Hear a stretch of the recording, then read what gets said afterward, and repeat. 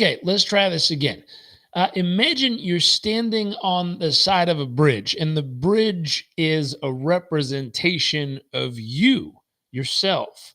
And on one side of this bridge, way over here, you have your thoughts, what you're thinking, who you think you are, how you think life should be, are your thoughts. And on the other side of the bridge, you have your actual words and behavior. So what you actually say and what you do. Now, what's interesting, when the bridge is aligned, when it's strong, you can easily cross this bridge. And what that means is you're feeling safe, you're feeling energized, you're feeling connected. But when this bridge is misaligned, meaning, imagine a bridge and it's not aligned, all of a sudden there's cracks forming, making every step stressful, shaky, and it feels really uncomfortable. So today we're going to talk about how do we strengthen that bridge and why it matters to you. Now, the source of this training itself is actually from this week's training we were doing in purposeful parenting. It's a new program we've been working on. I have a community called the Core 4 Challenge. And so I asked them if they'd be interested in me sharing the very first lesson from purposeful parenting. And it talks about creating a secure attachment. And a secure attachment, when children have this secure attachment, which according to the research, 77% of people have this secure attachment. I think here in the US, 33% don't. So that's probably 100 million people that don't have a secure attachment. But when they do have it, they're more confident, they're more risk-taking, they're more self-assured, they're more willing to go try new things.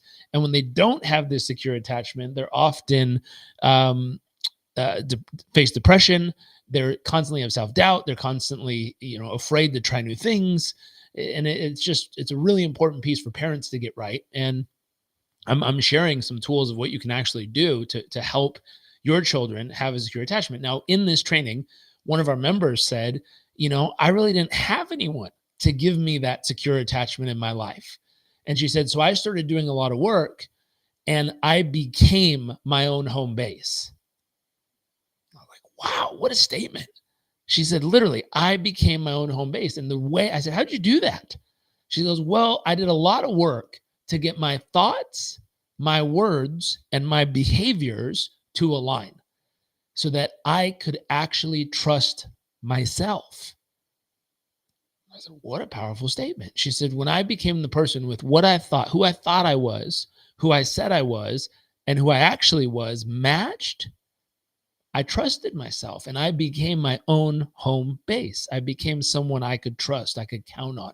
I became my foundational secure attachment in my own life. Now, that is so powerful.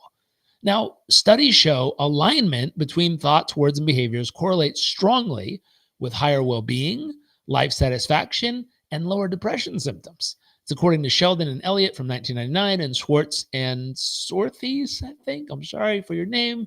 Don't know how to say it. 2018.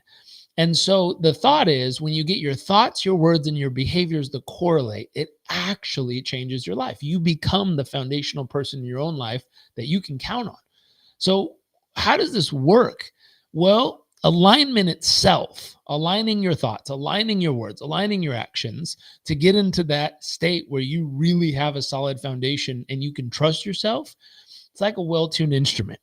It's something that when everything's in sync, you create beautiful music. You're in joy, flow, fulfillment. You have that foundation set.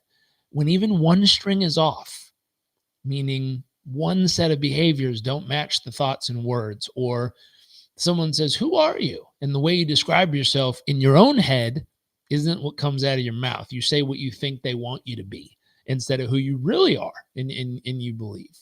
When that's out of sync, the music feels tense, dissonant, aka stress and anxiety show up. So I'm just going to watch the comments real quick. How many of you feel stress and anxiety in a daily, weekly, or monthly basis? Marley, nice to see you. Daniel, nice to see you. Liam, great, welcome. Christina, welcome. I see lots of you online. Billy, welcome. Jim, how many of you feel stress in your daily or weekly life? If you do, does it have something to do with what you say doesn't match what you do, and or doesn't match who you think you are? You think you're this courageous, strong, powerful person, and then you're put in a meeting to be courageous. And all of a sudden you turn into a meek mouse. You don't speak up for yourself. You're like, gosh, that's not really who I am. Or vice versa. You have a lot of opinions. You're very expressive. You want to tell someone how you feel. The opportunity shows up and you just say nice things and leave the room. It's interesting. Why are your thoughts and your words and your behaviors not matching? What is creating that for you? So when you think about it, I always say this: when you say what you believe and you act accordingly, the research shows your brain actually rewards you with dopamine, boosting happiness, boosting motivation, boosting creativity, and boosting cognitive sharpness. When you're like, this is who I am. And then when someone asks you, you have a moment to actually speak into who you are, you do it, and your behaviors match it. All of a sudden, you get hit with dopamine of like, wow, I'm proud of myself. I really stepped up. I really did what I said I was going to do. It's amazing.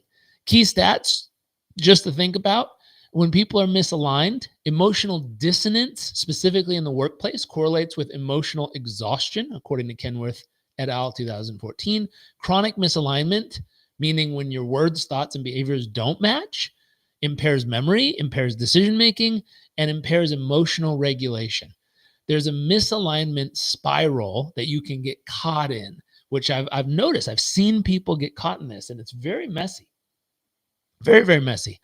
When the thoughts are conflicting with the words and the words are conflicting with the actions, all of a sudden that creates cognitive dissonance. It creates stress and eventually creates burnout.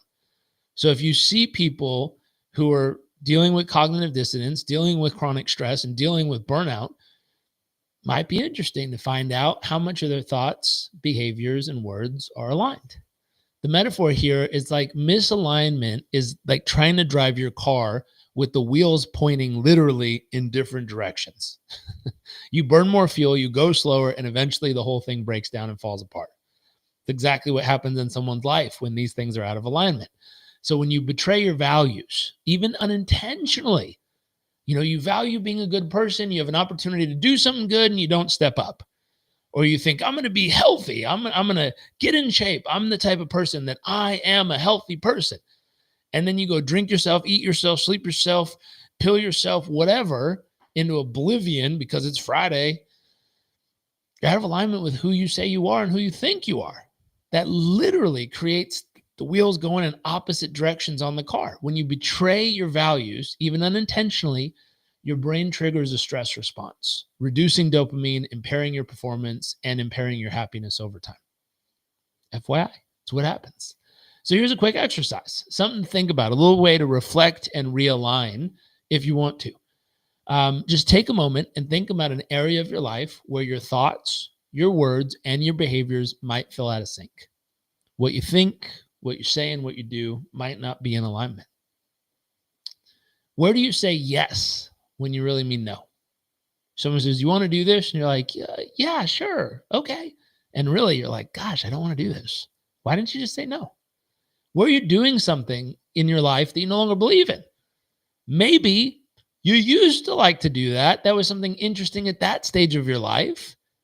And at this stage, it really doesn't have a place anymore, but you keep doing it because that's what you've always done, or that's what all my friends do, or that's what we always do on Thursdays. Like, what's something you no longer believe in that you're still caught in the habit, but it's not really who you are anymore? These are some things that might be out of alignment. Now, question here would be, what's one small action you could take each week to bring this closer into alignment, where your thoughts, what you think, what you believe, start to match what you're actually saying and committing to and commenting about, and it actually get your behavior in alignment too. I'm going to be healthy. I talk healthy things, and I actually do healthy things. I'm going to be strong. I say things powerfully, and I actually behave in a strong manner. I'm going to be I'm a loving person. I say loving things. I behave in a loving way. Where can you get this alignment? Here's a 3-part alignment check-in. Thoughts. Do your thoughts align with your true beliefs and values? It's a big question. Big question. Do the thoughts you have actually align with your beliefs and values? Second, words.